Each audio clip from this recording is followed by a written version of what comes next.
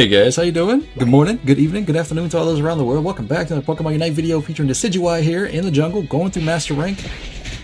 It's about time we actually sit down, break this Pokemon apart, and give you my thoughts and my opinions on what I see in my ranked games, what I see overall in general, and what have you. I know there's some really good Decidueye players out there. I know there are some really good Pokemon Unite fans out there, players out there, what have you. But this Pokemon right here is not going to be an S tier Pokemon. I hate to put it like that, but he's not. The reason being, this Pokemon requires so much setup to become viable, and what I mean is in a competitive, let's say a 5v5 Discord, that you're, in your Discord comms or what have you, this Pokemon can perform quite well, right? But in a solo queue environment, where you are essentially, how you say, squishier than Gengar, yes, squishier than Gengar, squishier than Gardevoir, this Pokemon's defensive capabilities are pretty much non-existent, okay? You have one ability, which is your, what is it, Shadow Sneak, which slows enemy Pokemon, give or take, gives you a movement speed boost. Other than that, you don't have any defensive capabilities whatsoever. When someone gets on top of you, if you cannot melt them, if you are not far ahead in that game currently, you don't do very much DPS in that sense. Now, you could argue Spirit Shackle does a lot of burst damage. It does. But then it goes on cooldown and someone jumps on your face like an Absol, give or take, it two-shots you like a Gengar, Sludge Bomb Hex, and or Shadow Ball Dream Eater, you're dead. Greninja, 9 out of 10, will be able to take you out as well. It's just, this Pokemon relies on positioning. And in a solo queue environment, it's very, very hard to perform well with Decidueye. Like I said, there are some very good players out there with this Pokemon. I'll give it to you. Hats off to you guys. He doesn't necessarily require as much skill as you would think to play him.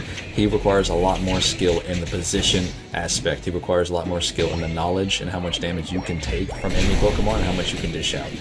That's just my personal experience, my personal opinion so far with this Pokemon. It's just like, y'all know I play a lot of Gengar, right? And Gengar is one of the squishiest Pokemon in this game right now. I know how much damage I can take before I have to get out of a fight, or how much damage I can deal in that said fight. I think Decidueye is going to bring you, it's going to need that same knowledge, you know what I mean? He's going to need that same skill set to perform well with this Pokemon. But in the solo queue aspect, when you're playing him, it's very hard to perform well when you don't have a nice front line. And what I mean is, like a Wigglytuff, I have a Slowbro in the squad, I have a Lucario, I have a Venusaur. I got 4 Pokemon who would generally, their skill set is to run in. And I don't know why, I could not kill this Ivysaur right here, then I realized it. I had to walk into the bush to see him. I was spamming my attack button, obviously, and I could not target him because he was inside the bush. So I had to walk into that bush while he was dealing damage to me. And he had Focus Sash. I mean, like I said, everybody gets one. It is what it is. But still, like, it's hard to perform well when you don't have a front line with this Pokemon, and I know a lot of you can agree to that. But when you have a decent front line, a decent support, this Pokemon does nuts. Like, he can go off, like, a lot of DPS. I'm crazy, dude. Like, he's crazy, dude. Especially when you get Red Buff. He can be on the same skill set as Greninja, meaning once Greninja gets a couple kills, he can get rolling. I think the Decidueye can also do the same thing, but he can be easily shut down. Whereas Greninja has that smoke screen, he's got that disengage with double team, he's got his Unite move to reposition. It's a lot harder to shut down a Greninja or shut down a Lucario or, a Fet Gengar. It is, but when it comes to this Pokemon who's kind of immobile outside of Shadow Sneak, it's easier to shut him down. But with a good coordinated team, you know what I mean, in like a competitive situation where you're playing with, with a stack, it's harder to deal with Decidueye in that aspect because his job is to peel. His job isn't burst damage, his job is to peel. Now you could argue, like I said, Spirit Shackle, sure. Spirit Shackle does a nice burst damage up front, goes through targets, what have you. But currently right now, I think I'm very much enjoying Razor Leaf just because I've, gotten the hang of the ability, and I've gotten the hang of, it's a hit and run playstyle, opposed to getting up in melee range and trying to like 1v1 me. You know what I mean? You want to sit here, you want to poke, run, poke, run, poke, run. That's kind of how I feel with Razor Leaf. But again, you got to realize there's a lot of Pokemon that can jump on your face. You know what I mean? So you got to be very, very careful when you're playing this Pokemon where his positioning is. But overall, I think his DPS is quite nice, to be fair. I just think he's a bit squishy. But so that is in the life of a lot of, fun Pokemon in this game right now. Like, Gardevoir, Gengar, Greninja. We're all squishy, but we give so much DPS. Cinderace, Look at me just sieging this goal down. It's like, what are you supposed to do in this situation? Blastoise is level 10. I know he can't take me down because he didn't have enough DPS to do it. Same thing with Lucario, regardless if he has Power Punch.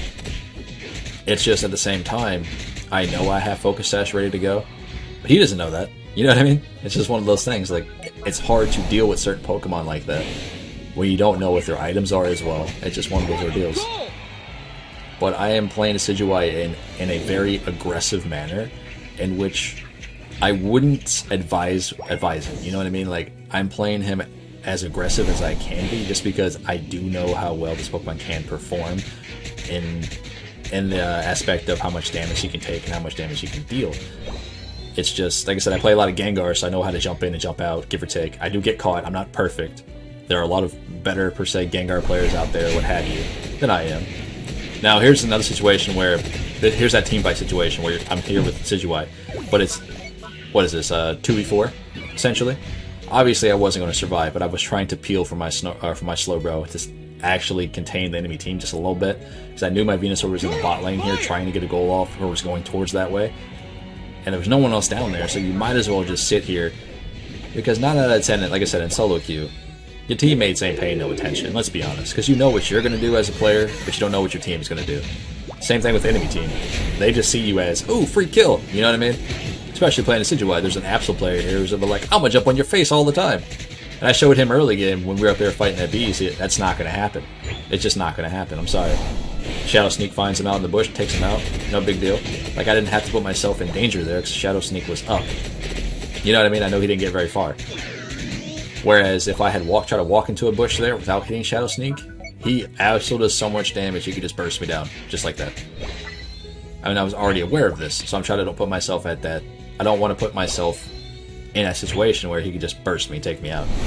Obviously it happens, but just like this right here, I know how much damage I can do, and Lucario had already dashed in with Pirate Punch, so he has a little bit of cooldown. But I take my Razor Leaf and I just go to town, boys. Like, just go to town. What it does is Razor Leaf activates, and it will make your auto attacks AoE. You know what I mean? So you can peel off multiple targets at the same time. Just keep in mind, though, in a 1v1 situation, you don't necessarily do that much DPS unless your passive is fully stacked, alright?